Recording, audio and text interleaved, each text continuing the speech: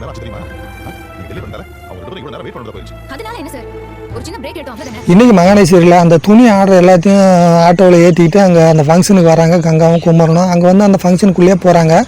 அவங்கள பார்க்குற அந்த ஜேம்ஸ் பார்த்தீங்கன்னா ரொம்ப கோவப்படுறாரு. உங்களை எப்போ கொடுக்க சொன்னால் எப்போ வந்து ஆர்டர் கொடுக்குறீங்க, நான் தான் இன்றைக்கி ஃபங்க்ஷன் இன்றைக்குள்ளே கொடுக்கணும்னு சொன்னல, இப்படி சாவகாசமாக வரீங்க அப்படின்னு ரொம்ப அவமானப்படுத்துகிற மாதிரி பேசுகிறாரு. அதுக்கு வந்துட்டு கங்கா, சார் நீங்கள் கொடுத்த ஆர்டர் 2 நாளைக்குள்ளே எங்களை தவிர வேறு யாராக இருந்தாலும் தச்சு கொடுத்துருக்க மாட்டாங்க, நாங்கள் ஒரு நிமிஷம் கூட தூங்காமல் தச்சு கொடுத்தோம் தெரியுமா அப்படின்னு சொல்கிறா கங்கா.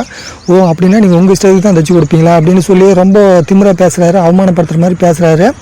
அதான் அங்கே மேலேருந்து பார்க்குறாங்க, பொறுக்க முடியாமல் கீழே இறங்கி வரா. வந்து என்ன சார் பிரச்சனை அப்படின்னு சொல்லி கேட்குறா. அப்புறம் இவங்க என்னோட அக்கா தான் அப்படின்னு சொல்லலான்னு வரா. ஆனால் கங்கா தடுத்துட்றா. இல்லை மேடம் நீங்கள் போய் உட்காருங்க, நீங்கள் சீஃப் கெஸ்ட்டு தான், நீங்கள் மேலே உட்காருங்க, நாங்கள் பார்த்துக்குறோம் அப்படின்னு சொல்கிறா கங்கா. அந்த ஜேம்ஸுங்கிறவரும் நீ எதுக்குமா கீழே வந்தால் போய் உட்காருமா, இதை நான் பார்த்துக்கிறேன் அப்படின்னு சொல்லி காவேரியை போக சொல்கிறாரு அந்த ஜேம்ஸுங்கிறவரும்.